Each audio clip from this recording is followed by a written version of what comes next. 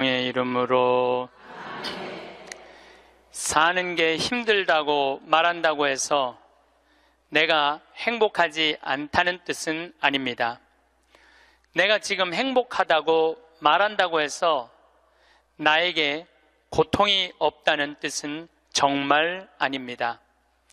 마음의 문 활짝 열면 행복은 1000개의 얼굴로, 아니 무한대로 오는 것을 날마다 새롭게 경험합니다. 어디에 숨어있다 고운 날개 달고 살짝 나타날지 모르는 나의 행복과 숨바꼭질하는 설렘의 기쁨으로 사는 것이 오늘도 행복합니다. 영광이 성부와 성자와 성령께. 성부와 성자와 성령의 이름으로.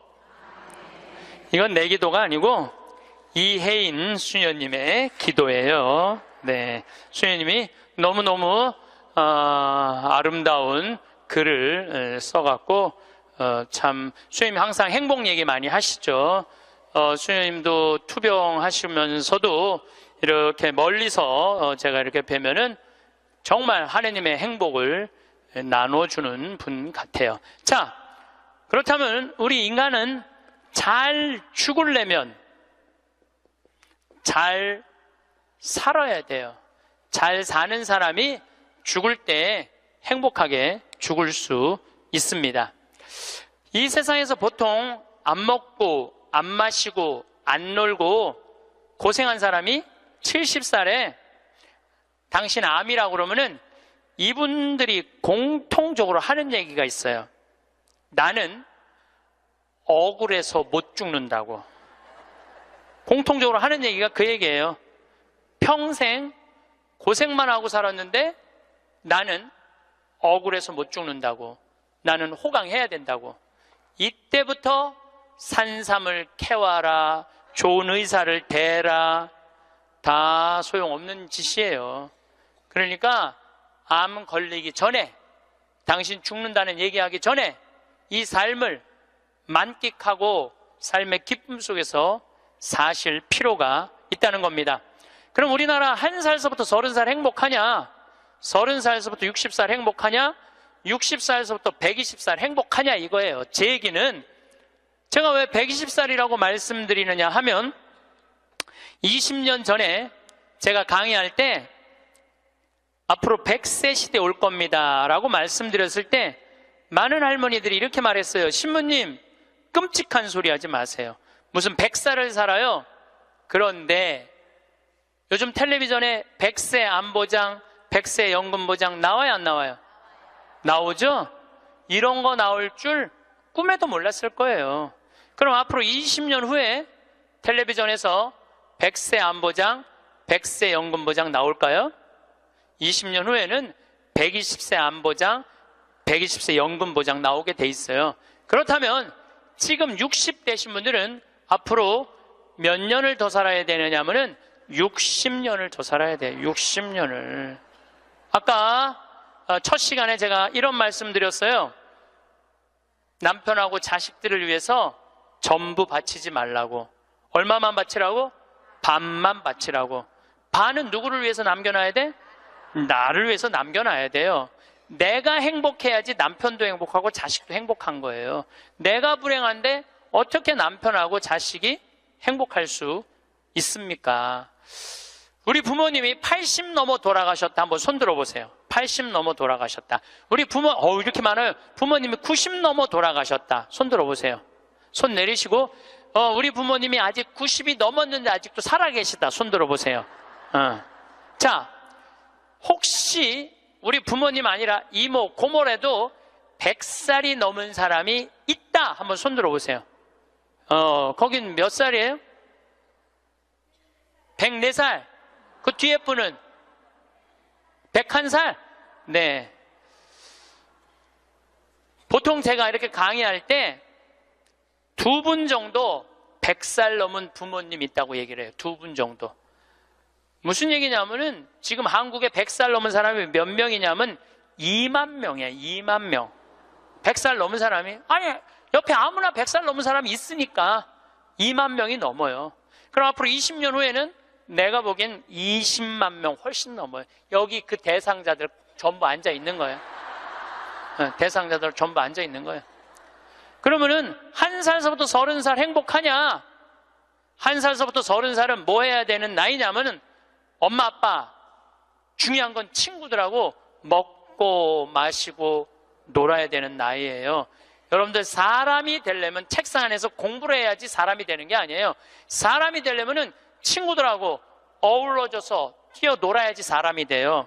엄마 아빠랑 그 정을 느끼면서 뜨거운 어머니의 사랑, 아버지의 사랑을 느끼고 살아야지 사람이 되는 거예요. 책상 안에서 공부만 한다고 사람이 되는 게 아니에요. 근데 초등학교 1학년 애가 엄마 아빠 친구들이랑 좀 먹고 마시고 놀라고 그랬더니 엄마 아빠가 이렇게 말합니다. 이놈의 새끼야, 네가 지금 먹고 마시고 놀 시간이 어디 있어? 공부해야지. 초등학교 1학년 애가. 제가 한동안 영어학원을 다녔어요. 잠비아 이제 가느냐고. 영어학원 이제 지하에다 주차를 해놓고 1층에 애들이 타요. 애들이 타면 초등학교 애들이 타는 거죠. 영어학원 온다고 타는데 요만한 애가 가방을 2개를 메요. 앞에 하나, 뒤에 하나. 내가 물어봐요. 너 몇 학년이냐? 초등학교 1학년요. 그래요. 이 가방을 왜 2개냐? 이거 학교 가방, 이거 학원 가방. 딱 그래, 애들이. 또 요즘 애들 중에 내가 너무 놀란 애들이 있어. 들어올 때 보면은 가방 안 메고 와요. 여행용 캐리어를 끌고 들어와. 여행용 캐리어를. 네, 캐리어를 끌고 다니는 애도 있어요. 보면은. 이거 초등학교 애가 학원을 13개까지 다니는 애를 봤어요. 얘는 엄마 아빠 친구들이랑 먹고 마시고 놀 시간이 없는 애예요. 중학교 올라가면은요, 중학교 올라가면은 자율학습 해야지, 보충학습 해야지, 학원 다녀야지. 엄마 아빠랑 먹고 마시고 놀 시간이 어디 있어? 얘는 인간은요 언제 행복하냐면은 먹고 마시고 놀 때 행복한 거예요. 이거는 내가 요즘 인문학 교수들 얘기를 들어보면 결론은 그거야. 근데 너는 나중에 행복해. 넌 지금 나중에 행복하려면 지금 먹고 마시고 놀지 말어. 그래갖고 먹고 마시고 놀지 못하게 해요. 그럼 너 서울대학 가서 먹고 마시고 놀아. 그럼 우리나라 서울대학 가는 애들은 공부하는 애들의 0.5%만 서울대학을 가요. 99%는 서울대학 못 가요. 99%는 가지도 못할 서울대학 때문에 20년 인생을 다 날려버리는 거예요. 얘네들은 먹고 마시고 놀지 못하는 거예요. 그래서 얘네들 안에 뭐가 없느냐면 기쁨이 없어요. 얘네들 안에 뭐가 없느냐면 행복이 없어요. 친구가 있어야지 사람은 행복한 거예요. 친구가 없는 사람은 판단력이 떨어지게 돼 있어요. 친구가 없는 사람은 정보가 취약할 수밖에 없어요. 그 부모로부터 받은 후광 외에는 아무것도 없었던 거예요. 지금 와서 보니까. 여러분들 자식들도 정말로 답답하게 키우고 싶으면 계속 학원 보내면 돼요. 예. 그러니까 제일 중요한 거는 먹고 마시고 노는 거예요. 그럼 얘가 30년 동안 30살 이후부터 너 행복해야 돼. 그래서 30살부터 얘가 삼성에 취직해갖고 행복할 수 있다고 생각하세요? 우리말에 이런 말이 있어요. 먹어본 놈이 먹고 놀아본 놈이 논다고. 먹고 마시고 노는 것도 아무나 먹고 마시고 노는 게 아니에요. 먹고 마시고 놀 줄 모르면은 얘는 나중에도 행복할 수가 없어요. 나는 직원들한테도 나중에 잘 안 해줘요. 언제 잘해줘? 지금 잘해줘. 지금 잘해주려면 지금 잘해줘. 나는 가끔 무슨 공항에 20년 동안 청소하는 아줌마들 140만 원 월급 준다는 게 난 이해가 안 되더라고요. 그건 식구로 생각하는 게 아니에요. 우리 집에 와서 일하면은 내 식구인데 적어도 우리 집에서 일을 하면서 인간의 품위는 유지하고 살아야 될 거 아니에요. 그러니까 대우를 잘해줘요. 그런데 저는 학벌을 참 싫어해. 내가 아주 공개적으로 강의 때 얘기하잖아요. 난 서울대학 싫어한다고. 싫어요. 저는 내가 서울대학 1년에 한 번씩 특강 꼭 가지만 그래도 싫어해요. 그래도 싫어해요. 예. 그래서 우리는 학벌을 따지지 않아. 직원 채용할 때 서울대학을 나왔든 유학을 갔다 왔든 이대를 나오든 연대를 나오든 일반 대학을 나오든 중학교를 나오든 고등학교를 나오든 초등학교를 나오든 첫 월급은 똑같아. 다 210만 원이에요. 아무리 잘났어도 210만 원, 아무리 못났어도 210만 원. 거기서부터 내가 평가하겠다는 거예요. 그리고 왜 내가 학벌을 따지지 않느냐 하면은 매주 띄우는데 뭐하러 서울대 졸업장이 필요해? 매주만 잘 띄우면 되지. 그렇지 않아요? 아니 매주가 서울대생만 보면 나 잘 떠야 되겠다 이래요? 나는 행복한 사람이 매주도 잘 띄우더라고 보니까. 이번에 우리 생태마을에서 깻잎을 4.5톤을 땄어요. 깻잎 장아찌 하려고 4.5톤 어마어마하게 땄어요. 그런데 깻잎 따는데 뭐하러 그놈의 2대 졸업장이 필요해.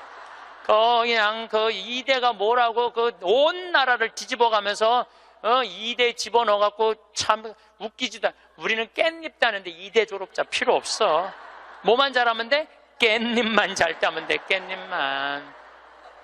그런데 우리 생태마을에 이렇게 대우가 좋고 나는 나름대로 어제도 제가 새벽에 부모님하고 좀 어디를 좀 갈 일이 있어갖고 새벽 4시에 집을 나오는데 별이 이게 여러분들하고 같이 나누고 싶어. 근데 새벽 4시에 평창에 있어야 돼. 그 시간에 얼마나 영롱하고 아름다운지 참 좋아요. 너무너무 행복한 곳이에요 우리 생태마을. 그런데 우리 생태마을에 누가 남아서 일을 하느냐 가만히 봤더니 이제까지 200명도 더 왔다 가고 이력서도 이렇게 쌓여 있어요. 취직하겠다고. 근데 결국은 어떤 사람이 남아있느냐면은 부모님하고 친구들하고 어렸을 때 먹고 마시고 논 애들이 남아서 일하더라고요. 간혹 저한테 신부님 우리 애가 우울증이에요. 우리 애가 왕따 당했어요. 우리 애가 컴퓨터 중독이에요. 우리 애가 알코올 중독이에요. 신부님 사람 하나 살리는 셈 치고 우리 애 좀 받아주세요. 내가 또 마음이 약하니까 받아줘요. 받아주면은 3개월 이상을 못 버텨요. 본인이 그런다고 생태마을의 환경이 아무리 좋아도 그렇게 내가 아까 얘기했죠. 먹어본 놈이 먹고 놀아본 놈이 노는 거라고. 어렸을 때 불행하게 자란 애들은요 그 공동체 안에서 직장생활 못해요. 아니 KBS에서도 실험을 했잖아요. IQ 좋은 애, 성적 좋은 애, 생활기록부 좋은 애, 이거 쉽게 말하면 먹고 마시고 노는 애. 초등학교 6학년 때 요 성적표를 가지고 30년 후에 추적을 해봤어요. 누가 행복하게 사나? 그랬더니 IQ 좋은 애도 아니고 성적 좋은 애도 아니고 뭐 좋은 애야? 생활기록부 좋은 애, 먹고 마시고 노는 애들이요 결국은 잘 살더라 이거예요. 결국은. 그러니까 여러분들 자식들한테 너 공부 잘해야지 행복하다는 얘기는 틀린 얘기예요. 이 얘기가 핀란드에서는 이미 결론이 난 거예요. 핀란드는 초등학교 입학 조건이 뭔지 아세요? 잘 노는 애. 잘 노는 애가 입학 조건이에요. 입학 이제 학생들 뽑으려고 전부 다 애들이 와 있잖아요. 근데 놀이시설을 딱 놀게 해요. 근데 한 애가 안 놀아. 그럼 부모 불러갖고 뭐라고 그러는지 알아요? 얘 유치원에 다시 보내라고. 왜 우리 애가 유치원에 가? 얘는 지금 노는 법을 모른다고. 놀아야지 사람이 되는 거예요. 놀아야지. 근데 우리는 먹고 마시고 노는 일을 아주 우습게 보는 거예요. 우리나라가 독일보다 4개월을 일을 더 해요. 4개월을 일을 더 하고 미국보다 3개월을 더 일을 해요. 1년에. 그런데 우리가 독일보다 잘 살아요? 미국보다 잘 살아요? 그렇게 뼈 빠지게 일을 하는데도 일한다고 돈 버는 게 아니에요. 제가 아주 재미난 일이 있었어요. 신나는 일이죠. 잠비아에 이제 우리 치과 의사들이 이번에도 1,400명 환자를 봤어요. 안과 의사 2분, 치과 의사 9분이 환자를 1,400명을 봤어요. 일주일에. 어마어마하게 환자를 봤죠. 근데 이제 그 의사 4년째 나 따라다니는 의사가 나 가기 전에는 맨날 신부님 나 비행기에서 떨어져서 죽었으면 좋겠어요. 차가 와서 쳐서 죽었으면 좋겠어. 그랬던 의사예요. 근데 잠비아 봉사활동 가면서부터 사는 게 즐거운 거야. 내 걸 나누니까 자기 존재의 의미가 있는 거예요. 근데 이 의사가 참 돈을 많이 버는 의사예요. 그런데 왜 죽고 싶으냐? 건물은 큰 걸 사놓고 그 빚을 해대느냐고. 화장실 가는 게 아까워갖고 물을 안 마셔. 오줌 놓는 시간이 아까워갖고 진료 시간이. 그러니까 사는 게 즐겁지 않은 거죠. 여러분들 인생에 정말 힘든 게 뭔지 아세요? 확장 이전이에요. 여러분들 괜히 아파트 20평에서 40평 넓혀가는 거, 장사 잘 되는 가게 10평에서 40평 넓혀가는 거 다 고통의 시작이야. 그냥 있는 데서 살아요. 뭐하러 확 확장 이전을 해. 행복하지 않았던 거야. 근데 잠비아를 떠나면서부터 사는 게 즐겁기 시작한 거예요. 그리고 내가 얘기했어요. 인생은 화장실도 안 가고 진료하는 게 인생이 아니야. 먹고 마시고 노는 게 인생이야. 제발 먹고 마시고 놀아. 그랬더니 그때부터 먹고 마시고 놀기 시작하는 거예요. 일주일에 이틀 과감하게 놀고 1년에 성지순례 10일 나 따라가고 성지순례 다른 데 또 가고 호주 의사들 같이 여행 다니고 1년에 40일을 놀아요. 40일을 무지하게 노는 거예요. 그러니까 그 조카가 이제 군대 갔다 와서 아르바이트 하면서 그렇게 노니까 이모한테 그렇게 물어보더래요. 이모, 이 치과 월급은 나오는 거야? 이렇게 물어보더래요. 그런데 내가 물어봤어요. 그렇게 먹고 마시고 놀면서 진료할 때랑 화장실도 안 가고 진료할 때랑 어느 때 돈을 더 많이 버느냐? 그랬더니 요즘이 훨씬 많이 번대요. 그리고 세무서에서 연락 왔대요.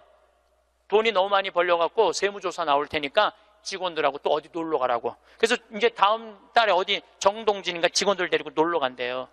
여러분들 집에서 청승 떨고 아무것도 안 마시고 지립대 일만 한다고 돈이 벌려지는 게 아니에요. 먹고 마시고 놀 때 돈도 많이 벌리는 거예요. 우리 생태마을 요즘 다 망한다고 그러잖아요. 우리 생태마을은 작년에 매출액이 45억이었는데 올해 50억이야. 50억. 얼마나 청국장 가루 깻잎 많이 팔리는지 몰라요. 하루에 2천만 원씩 팔려. 하루에 2천만 원씩. 요즘 내가 사장인데 내가 사장이 뭐 할 것 같아? 맨날 먹고 마시고 노는 거야. 맨날 먹고 마시고 노는 거야. 직원들 줄 거 다 주고 아끼지 않아요. 줄 거 다 주고. 그리고 이제 하도 이제 우리 신자가 아니라 비신자들이 물건을 많이 사니까 이제 사업자 등록을 해서 세금도 내요. 제가 세금을 내는데 1년에 2억 정도 세금이 나가요. 많이 나가요, 세금이. 그리고 우리 국장이 신부님 왜 세금이 너무 많이 나가는데 현금은 신고하지 않아도 된다는 거예요. 그런 게 어디 있어? 현금도 다 신고해. 현금도 다 한 푼도 빼지 말고 다 야, 내가 신부로 사는데 왜 머리 복잡하게 살아? 그냥 있는 대로 보고하고 다 살아. 내가 세금 2억 내면은 국가가 그거 갖고 어려운 사람 도와주고 나라 돌아가는 거지.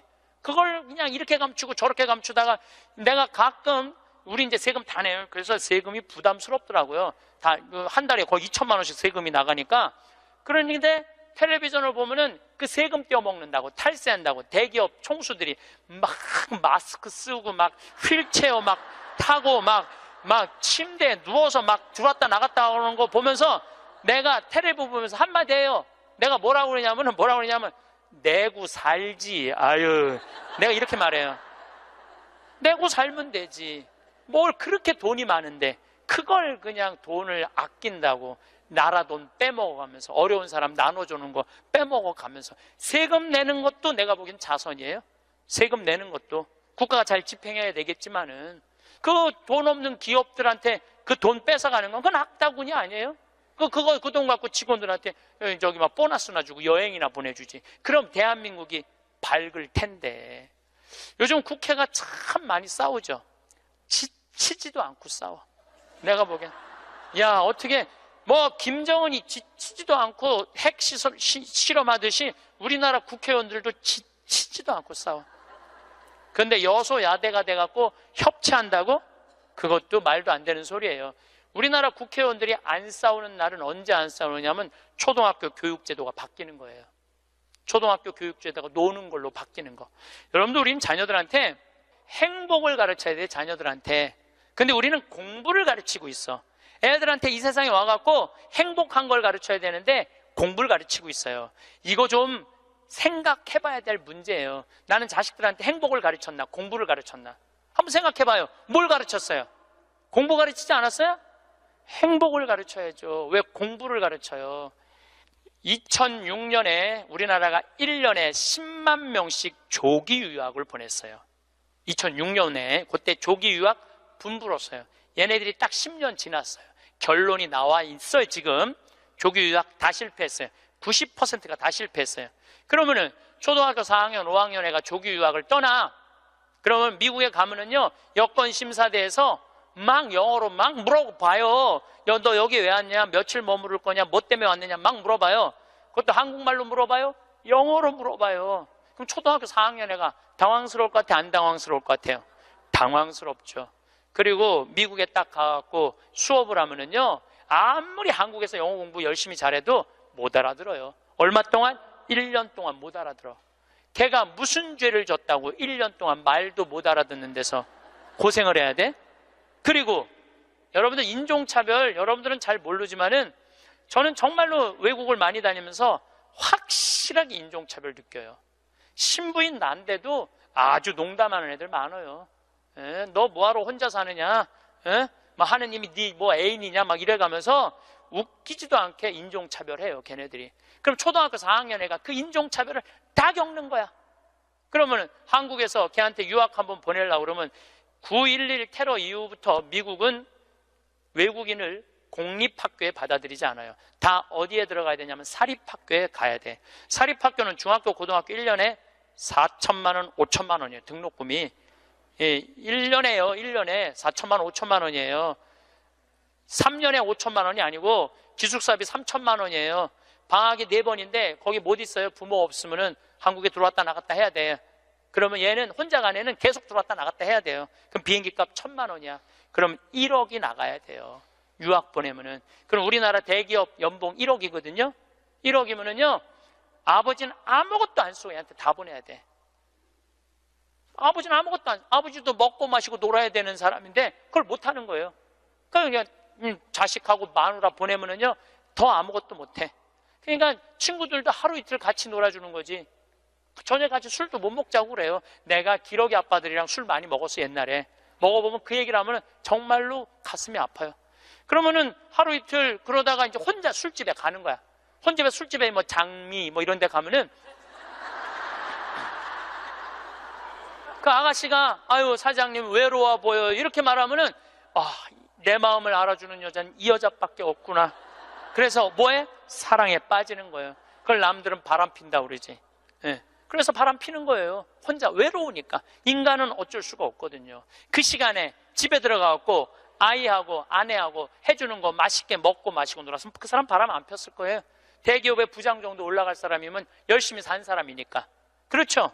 그러면은 애는 학교 가갖고 언어 안 돼, 인종차별 당해. 엄마는 또 미국 가갖고 애 학교 가면은 심심하잖아요. 거기서 또 놀고 있는 또 멀쩡하게 생긴 남자하고 또 외로우시겠어요, 사모님. 그러면 거기서 또 이제 또 바람 피고, 아빠는 한국에서 바람 피고 엄마는 미국 가서 바람 피고 애는 인종차별 언어에 갖고 정신 우울증에 걸리고 그런 일이 벌어진다니까요. 한두 집이 아니라니까요. 뭐를 위해서 애를 유학을 보낸 거예요? 뭐를 위해서? 다 집안 풍비박산 만들어 놓고. 그러니까 애한테 공부를 가르치면 안 된다니까요. 행복을 가르쳐야 돼요. 우리가 뭐를 해서 행복한지. 그래서 10년 동안 간 애들 중에 정말로 한국에도 아니고 미국에도 아닌 애들 많아요. 이건 아무것도 아니야. 대학 졸업하고 유학을 가면요, 얘 심지라도 있어요. 대학 졸업해서 유학 가는 애들. 근데 초등학교, 중학교 때 가는 애들은 심지도 없는 애들이야. 내가 한국인지 미국인지 구분도 안 되는 애들이야. 그래갖고 적응 안 되면은 중학교에 가면은 유학 온 한국 애들, 말 안 통하는 영어 안 되는 애들끼리 모여요. 모여서 노래방 가고 한국 드라마 보고 술 먹고 담배 피고, 고등학교 올라가면 마약해요. 마약하면 또 걸리면 감옥에 갔다 왔다 하고.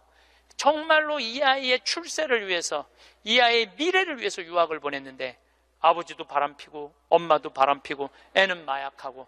이런 집이 한두 집이 아니라니까요. 너무너무 많은 거예요. 이런 집이. 성공하는 비율은 10%밖에 안 된대요. 10%밖에. 그러니까 90%는 다 망가지는 거야. 그래갖고 이제 한국에 돌아오면은 집안이 완전히 망가진 거야. 애는 집에서 나가지도 않고. 왜냐하면 유학이라는 건 갔다 왔는데 대학을 졸업한 것도 아니고 한국에서 취직되는 것도 아니고, 그러니까 아무것도 못하는 거야. 그래서 나한테 와서 신부님 얘 좀 고쳐달라는 거야. 자기가 10년 동안 망가뜨려 놓고 나한테 1시간 만에 고쳐달라는 거야. 아, 내 안수하면 손에서 아무것도 안 나오는데 뭘로 고쳐 내가. 그런데 이제는 1년에 10만 명씩 가던 게 이제 3만 명밖에 안 가요. 왜? 실패한 게 결론이 났으니까. 나는 그러지 말자는 거예요. 그 1년에 1억씩 유학비 보낼 돈이 있으면 그 돈 갖고 한국에서 엄마 아빠 자식이랑 행복하게 먹고 마시고 놀으라는 거예요. 그럼 이 집은 깨지지도 않고 애는 아주 건강하게 자랄 거예요. 우리가 아주 중요한 거를 놓치고 있는 거예요. 별거 없어. 인생이 뭐 그렇게 복잡해? 그리고 여러분들 출세, 그것도 해봐야. 난 텔레비전 보면서 출세하는 거 하나도 안 부러워요. 뭐 민정수석 무슨 수석들 지금 그게 사람 사는 거예요? 저런 모습이? 차라리 그 자리에 안 가면은 거짓말도 안 할 거 아니에요. 그 자리에 가면 어쩔 수 없이 거짓말하고. 어떻게 보면 여러분들이 훨씬 행복한 분들이에요. 여러분들은 거짓말 일이 뭐가 있어? 누가 돈을 갖다 줘야지 안 받았다고 그러지. 누가 돈을 갖다 줘야지 안 받았다고. 그렇다면은 30살에서부터 60살은 행복하냐? 대한민국에. 자, 이 30살에서부터 60살은 저는 인생의 황금기라고 생각해요. 여러분들, 여행은 가슴이 떨릴 때 가야지 다리가 떨릴 때 가면 안 된다니까요. 근데 이때 가야 될 때야. 가야 될 때야.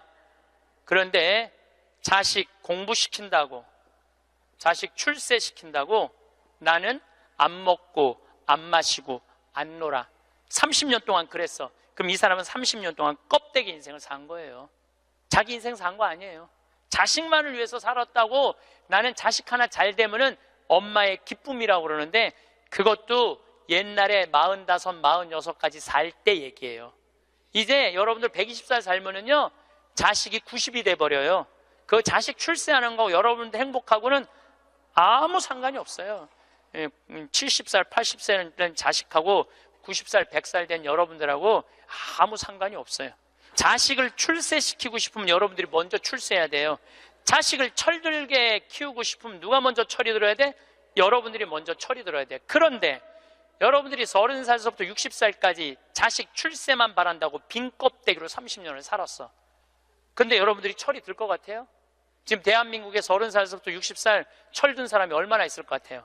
그래서 유학 보내고 자기는 한국에서 바람피고 아내는 미국 가서 바람피고 애는 정신병이 들어요? 철이 안 드는 거예요. 삶의 의미가 뭔지 모르고 살고 있는 거예요. 진정한 삶의 기쁨이, 진정한 삶의 행복이 뭔지 모르고 사는 거예요. 정말로 자식을 행복하게 키우고 싶어? 여러분들이 행복해야 돼요.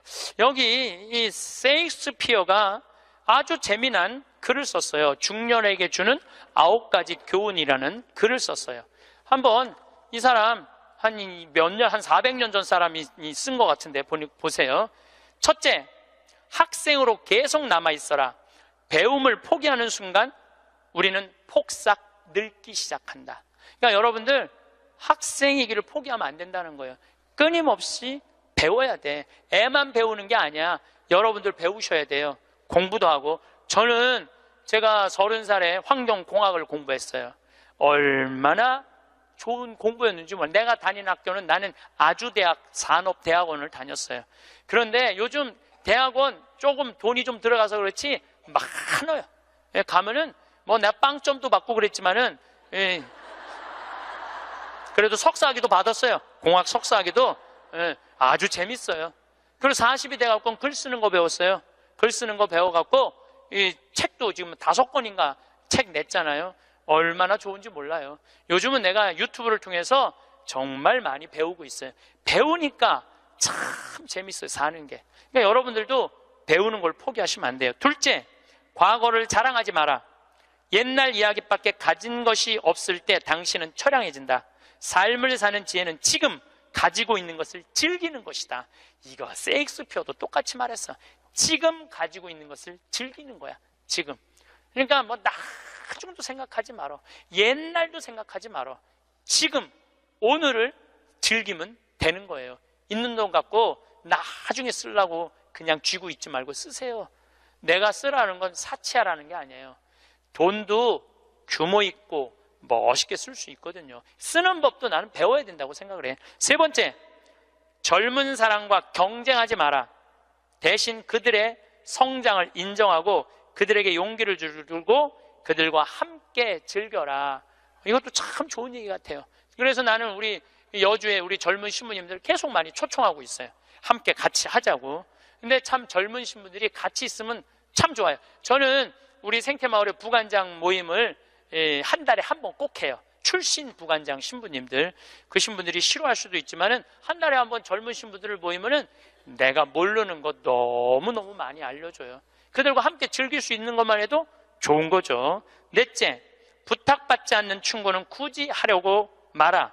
늙은이의 기우와 잔소리로 오해받는다. 이것저것 챙겨나지 말라는 거예요. 우리 어머니가 그런 거 참 잘하는데 챙겨나지 말라는 거예요. 다섯째, 삶을 철학으로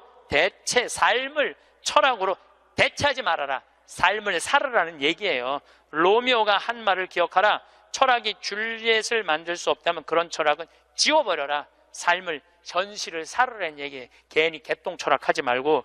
여섯째, 아름다움을 발견하고 즐겨라. 약간의 심미적 추구를 게을리하지 말아라. 그러니까 제가 이번 주 이선이 대전 공연이에요. 서울에 공연을 보니까 없더라고. 우리 평창은 대전이나 서울이나 거리가 똑같아.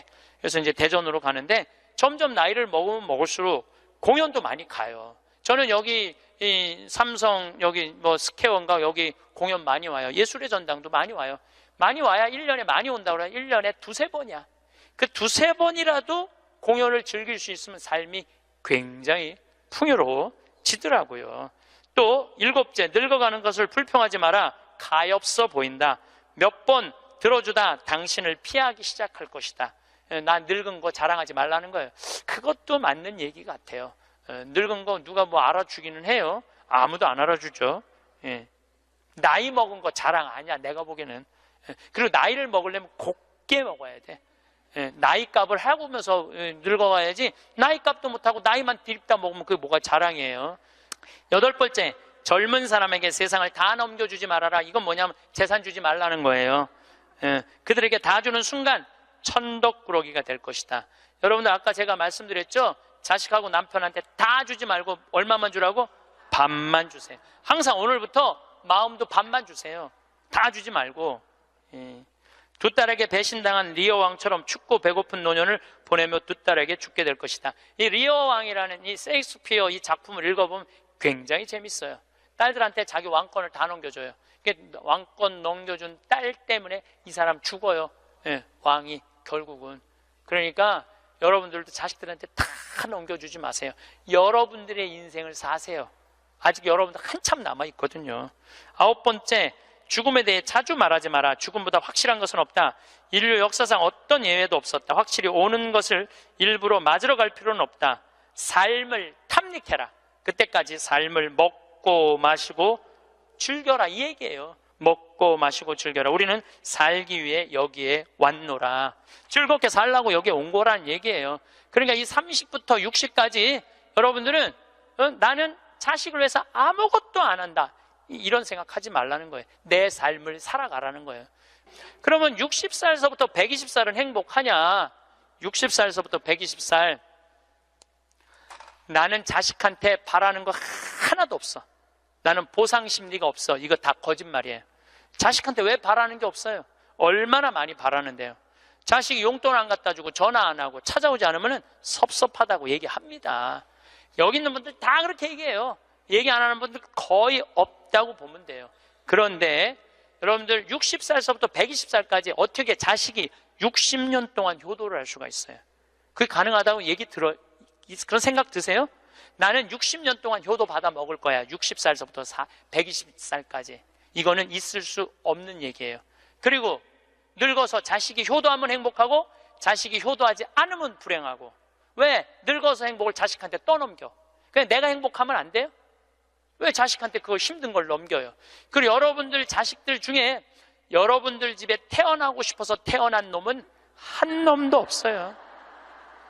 여러분들이 좋아서 난 거지. 그러니까 뭘로 끝내야 되냐면 키운 걸로 끝내야 돼. 그런데 보상 심리가 있어요. 내 자식이 의사야. 그러면 내 주머니에 돈이 1,000만 원 있어도 이 할머니 절대 너 돈으로 가서 안 사 먹어. 뭐라고 그러냐면, 왜 내가 내 돈 주고 사 먹어?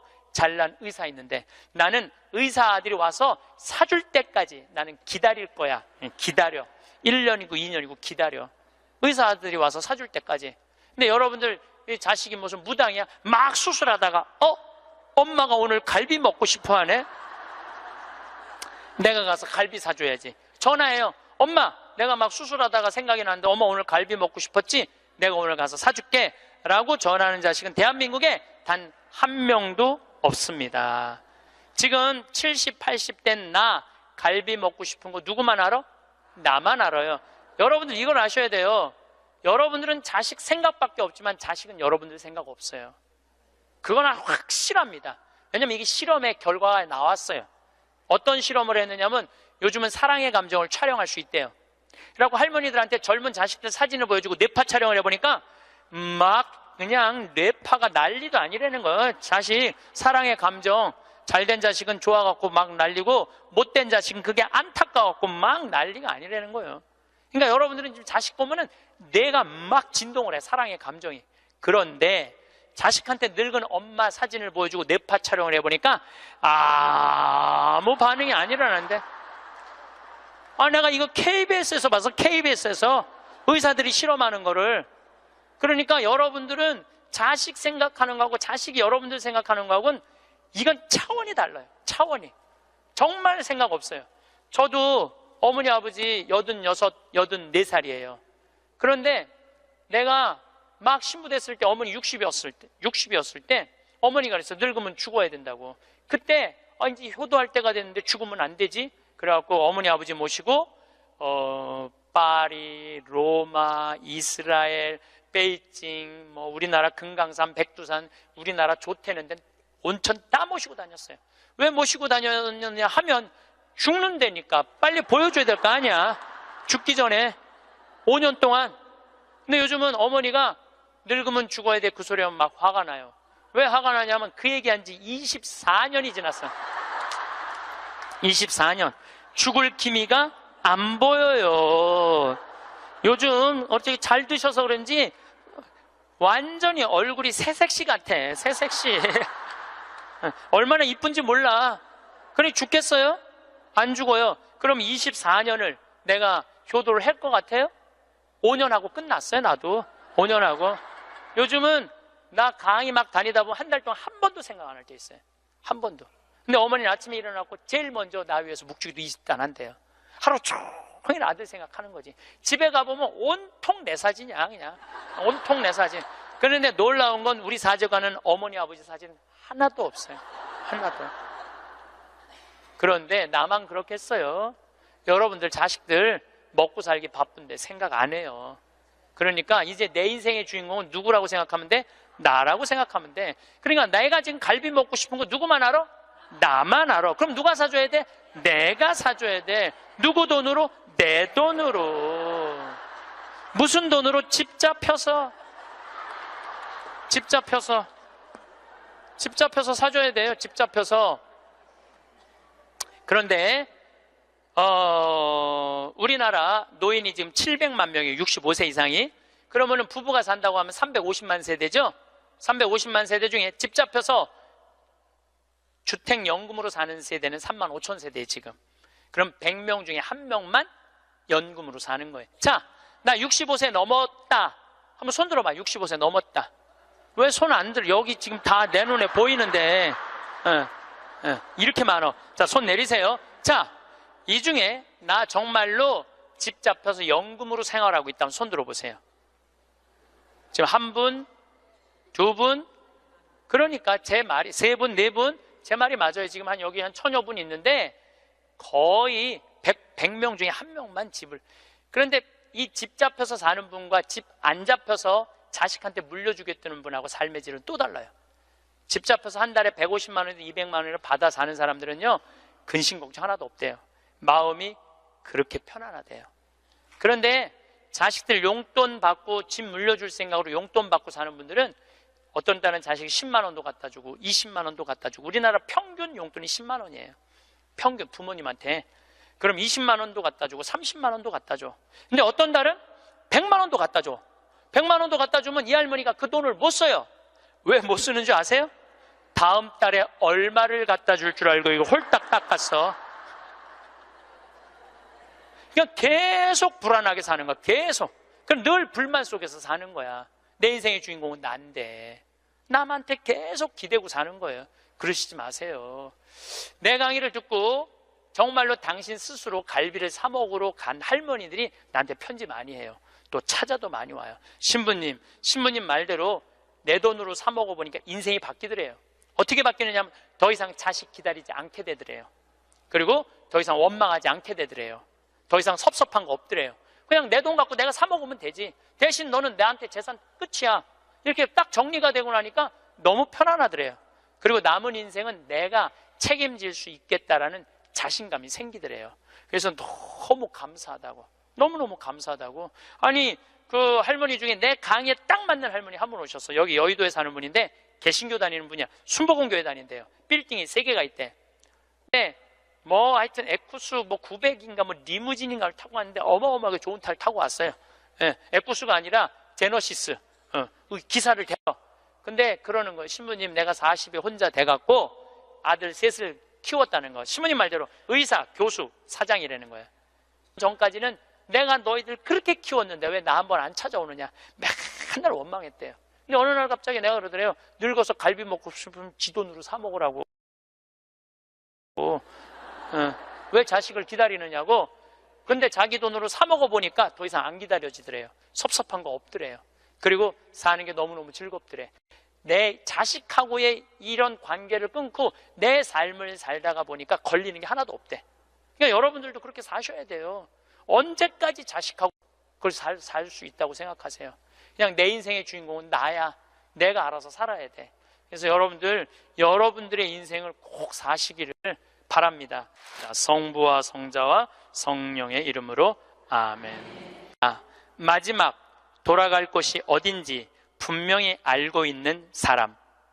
돌아갈 곳이 어딘지 알아 그 길을 닦으며 사는 사람. 먼 여정에도 가지고 갈 것이라고는 남에게 베푼 것뿐인 사람. 가지고 갈 것이 하나도 없이 살아온 흔적조차 남기지 않는 사람. 살아서는 조롱과 부끄러움에 비틀거리지 않는 날이 또 영광이 성부와 성자와 성령께 성부와 성자와 성령의 이름으로 아멘. 감사합니다.